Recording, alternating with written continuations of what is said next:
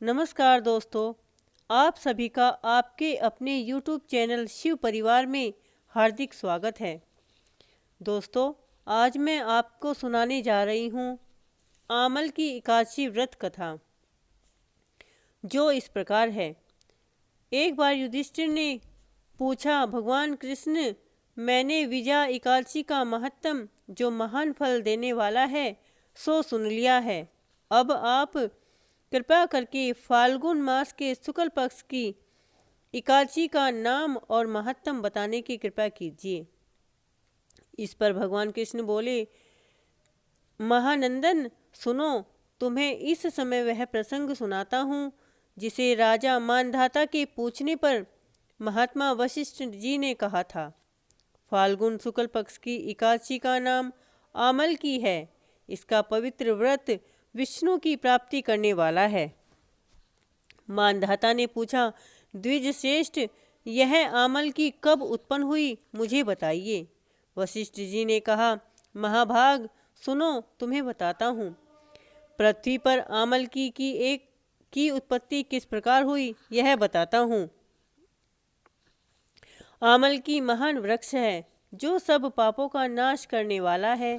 भगवान विष्णु के थूकने पर उसके मुख से चंद्रमा के समान कांतिमान एक बिंदु प्रकट हुआ। वह बिंदु पृथ्वी पर गिरा। उसी से आमल की अर्थात आंवले का महान वृक्ष उत्पन्न हुआ। यह सभी वृक्षों का आदि भूत कहा जाता है। इसी समय समस्त प्रजा की सृष्टि करने के लिए भगवान ने ब्रह्मा जी को उत्पन्न किया। उन्हीं से इन प्रजाओं की सृष्टि हुई। देवता, दानव, गंधर्व, यक्ष, राक्षस, नाग तथा निर्मल अंतकरण वाले महर्षियों को ब्रह्मा जी ने जन्म दिया। उनमें से देवता और ऋषि उस स्थान पर आए जहाँ विष्णु प्रिया आमल की का वृक्ष था। महाभाग, उसे देखकर देवताओं को बड़ा विस्मय हुआ। वे एक दूसरे पर दृष्टिपात करते हुए उत्कंठा पूर्वक उस वृक्ष की ओर देखने लगे और खड़े खड़े सोचने लगे कि पलक से पाकर आदि वृक्ष तो पूर्व कल्प की ही भांति हैं, जो सब के सब हमारे परिचित हैं, किंतु इस वृक्ष को हम नहीं जानते। उन्हें इस प्रकार चिंता करते हुए देख आकाशवाणी हुई, महर्षियों, यह सर्वश्रेष्ठ आमल की का वृक्ष है जो विष्णु को प्रिय है। इसके स्मरण मात्र से गोदान का फल प्राप्त होता है। स्पर्श करने से इससे दूना फल और फल भक्षण करने से तिगुना फल प्राप्त होता है। इसलिए सदा प्रयत्न पूर्वक आमल की का सेवन करना चाहिए। यह सब पापों को हरने वाला वैष्णव वृक्ष बताया गया है। इसके मूल में विष्णु, उसके ऊपर ब्रह्मा, स्कंद में परमेश्वर भगवान रुद्र, शाखाओं में मुनि, टहनियों में देवता, पत्तों में वसु, फूलों में मरुदगण तथा फलों में समस्त प्रजाति वास करती है। आमल की सर्वदेवमयी बताई गई है। अतः विष्णु भक्त पुरुषों के लिए यह परम पूजनीय है। ऋषि बोले, अव्यक्त रूप से बोलने वाले महापुरुष, हम लोग आपको क्या समझें? आप कौन हैं? देवता हैं या कोई और? हमें ठीक ठीक बताइए। तब आकाशवाणी हुई, जो संपूर्ण भूतों के कर्ता और समस्त भुवनों के सृष्टा हैं, जिन्हें विद्वान पुरुष भी कठिनता से देख पाते हैं, वही सनातन विष्णु मैं हूँ। देवादिदेव भगवान विष्णु का कथन सुनकर उन ब्रह्म कुमारों ने महर्षियों के नेत्र आश्चर्य से चकित हो उठे। उन्हें बड़ा विस्मय हुआ। वे आदि अनंत रहित भगवान की स्तुति करने लगे। ऋषि बोले, संपूर्ण भूतों के आत्मभूत आत्मा एवं परमात्मा को नमस्कार है। अपनी महिमा से कभी अच्युत न होने वाले अच्युत को नित्य प्रणाम है। अंत रहित परमेश्वर को बारंबार प्रणाम है। दामोदर, कवि, सर्वज्ञ और यज्ञेश्वरों को नमस्कार है। मायापते, आपको प्रणाम है। आप विश्व के स्वामी हैं, आपको नमस्कार है, नमस्कार है, नमस्कार है। ऋषियों के इस प्रकार स्तुति करने पर भगवान श्री हरि संतुष्ट हुए और बोले, महर्षियों, तुम्हें कौन सा अभिष्ट वरदान दूं?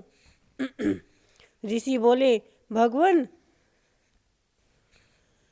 यदि आप संतुष्ट हैं तो हम लोगों के हित के लिए कोई ऐसा व्रत बताइए जो स्वर्ग और मोक्ष रूपी फल प्रदान करने वाला हो। श्री विष्णु बोले, महर्षियों, फाल्गुन मास के शुक्ल पक्ष में यदि पुण्य नक्षत्र से युक्त द्वादशी हो तो वह महान पुण्य देने वाली और बड़े बड़े पातकों का नाश करने वाली होती है। द्विजवरों, उसमें जो विशेष कर्तव्य है उसको सुनो। आमल की एकादशी में आंवले के वृक्ष के पास जाकर वहाँ रात्रि में जागरण करना चाहिए।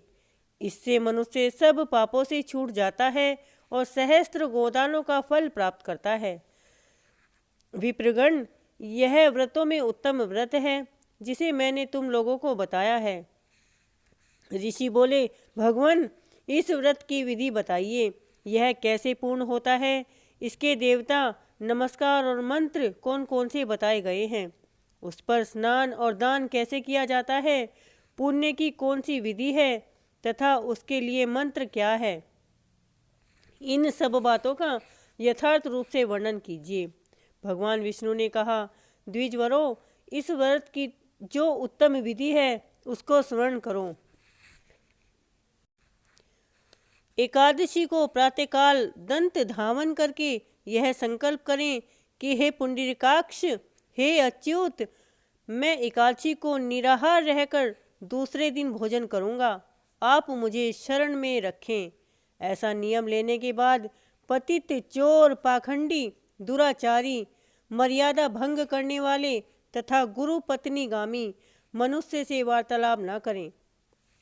अपने मन को वश में रखते हुए नदी में, पोखरे में, कुएं पर अथवा घर में ही स्नान करें। स्नान से पहले शरीर में मिट्टी लगाएं। मिट्टी लगाने का यह मंत्र बोलें, अश्वक्रांते रथक्रांते विष्णुक्रांते वसुंधरे मृत्तिका हर में पापम जन्म कोट्या समर्जितम। हे वसुंधरे, तुम्हारे ऊपर अश्व और रथ चला करते हैं तथा वामन अवतार के समय भगवान विष्णु ने भी तुम्हें अपने पैरों से नापा था। मूर्ति के मैंने करोड़ों जन्मों में जो पाप किए हैं, मेरे उन सब पापों को हर लो। इस प्रकार मंत्र बोलकर पृथ्वी को प्रणाम करें।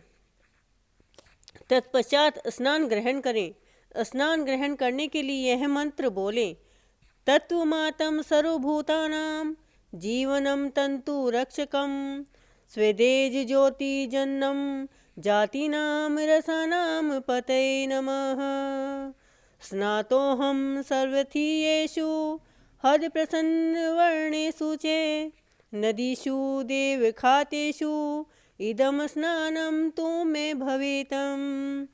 हे जल की अधिष्ठाती देवी मात, तुम संपूर्ण भूतों के लिए जीवन हो, जो स्वदेज और उद्दीज जाति के जीवों का भी रक्षक है।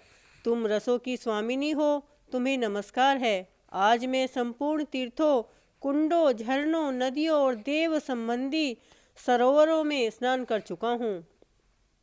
मेरा यह स्नान उक्त सभी स्नानों का फल देने वाला हो। विद्वान पुरुषों को चाहिए कि वह परशुराम जी की सोने की प्रतिमा बनाए और प्रतिमा अपनी शक्ति और धन के अनुसार 1 या आधे माह से स्वर्ण की होनी चाहिए। स्नान के पश्चात घर आकर पूजा और हवन करे। इसके बाद सब प्रकार की सामग्री लेकर आंवले के वृक्ष के पास जाए।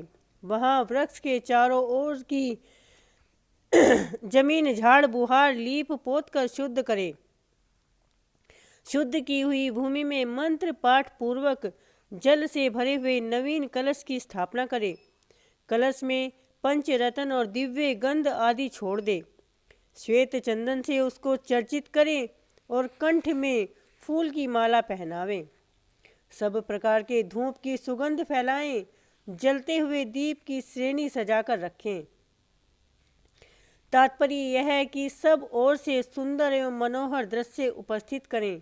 पूजा के लिए नवीन छाता, जूता और वस्त्र भी मंगा कर रखें। कलश के ऊपर एक पात्र रखकर उसे दिव्य लाजो खीलों से भर दें। फिर उसके ऊपर स्वर्णमय परशुराम की स्थापना करें। इस प्रकार मंत्र बोले। विशोकाय नमः कहकर उसके चरणों की, विश्व रूपिणे नमः से दोनों घुटनों की, उग्राय नमः से जांघों की, दामोदराय नमः से कटी भाग की, पंचनाभाय नमः से उदर की, विश्व रूपाणाय नमः से वक्ष स्थल की, चक्रिणे नमः से बाईं बाह की, गदीने नमः से दाहिनी बाह की, वैकुंठाय नमः से कंठ की, यजमुखाय नमः से मुख की, किशोर निश्चय नमः से नासिका की, वासुदेवाय नमः से नेत्रों की, वामनाय नमः से ललाट की, सर्वा आत्माय नमः से संपूर्ण अंगों तथा मस्तक की पूजा करे। ये ही मंत्र पूजा के मंत्र हैं। तदनुसार भक्ति युक्त चित्त से शुद्ध फल के द्वारा देवादिदेव परशुराम जी को अर्घ्य प्रदान करें। अर्घ्य का मंत्र इस प्रकार है। नमस्ते देव देवेशे जामदग्गे नमस्तुते में ग्रहणामर्दिनं दंतमालं के युतम हरे। देवादिदेव देवेश्वर जन्मदग्नि नंदन श्री विष्णु स्वरूप परशुराम जी, आपको नमस्कार है, नमस्कार है, नमस्कार है। आंवले के फल के साथ दिया हुआ मेरा यह अर्घ्य ग्रहण कीजिए। तदंतर भक्ति युक्त चित्त से जागरण करें। नृत्य, संगीत, वाग, धार्मिक उपाख्यान तथा श्री विष्णु संबंधी कथा वार्ता आदि के द्वारा वह रात्रि व्यतीत करें।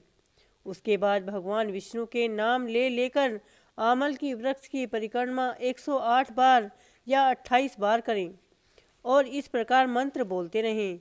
ओम नमो भगवते वासुदेवाय, ओम नमो भगवते वासुदेवाय, ओम नमो भगवते वासुदेवाय।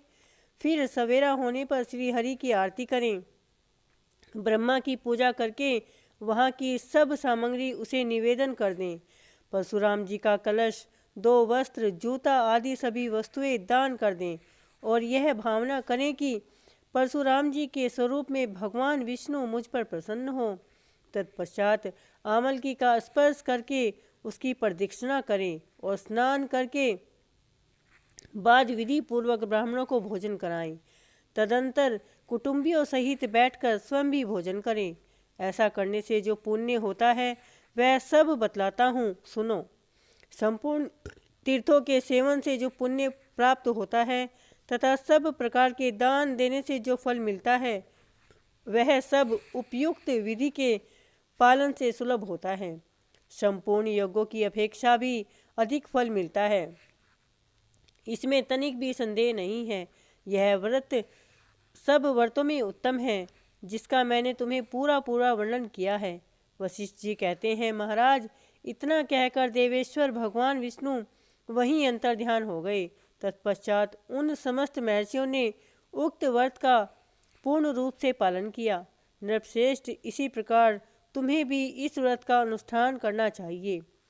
भगवान कृष्ण कहते हैं, युधिष्ठिर, यह दुर्सद व्रत मनुष्यों को सब पापों से मुक्त करने वाला है। बोलो विष्णु भगवान की जय, बोलो एकादशी मैया की जय। श्री कृष्ण गोविंद हरे मुरारी, हे नाथ नारायण वासुदेवा। श्री कृष्ण गोविंद हरे मुरारी, हे नाथ नारायण वासुदेवा। श्री कृष्ण गोविंद हरे मुरारी, हे नाथ नारायण वासुदेवा। हे नाथ नारायण वासुदेवा, हे नाथ नारायण वासुदेवा। बोलो विष्णु